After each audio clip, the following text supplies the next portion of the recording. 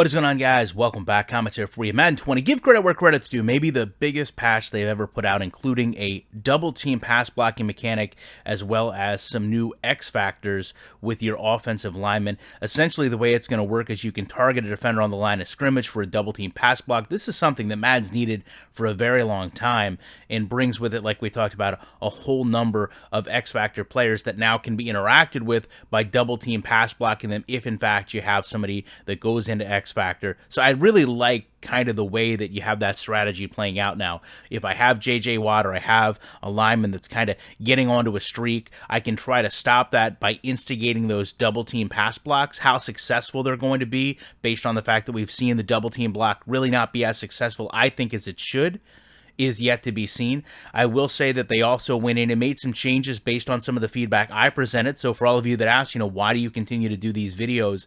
They actually went in and changed, if you go back to the Adrian Peterson video, the first tackle hurdle now appears that it is not missed as frequent, which causes a lot of problems, players just kind of collapsing in afterwards. They also said that they made some adjustments and included an X factor change to the receivers in terms of fade routes. So I had done the AJ Green fade route video. Maybe tonight we'll live stream again and see if it's been fixed. But other than that, a lot of things that they went in and tuned in terms of fumbles and the stiff arm, which again, video just done on last night. I don't know how the stiff arm is going to be impacted based on what they put in here. They just said that they basically went through and tuned it.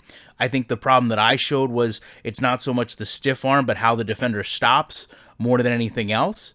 So I guess going into the game tonight, playing the game for a little bit, going through and trying a couple of those things and seeing how they actually are done is going to be interesting in terms of post-patch to see if it really changed the game. I will say, however, just at face value, going through, seeing the offensive lineman getting those superstar abilities, being able to target your blockers off the line, I think that in and of itself really is going to be a bit of a game changer.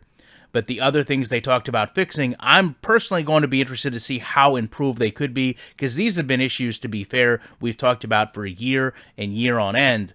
So to think that they would do any in-depth programming to fix them would probably be not as realistic as one might think, even if they're coming out and saying these issues have been fixed. Other than that, I'll leave you some of the notes here to review for yourself. Love to know your thoughts on it. Appreciate you checking it out. I will be back very shortly with more commentary.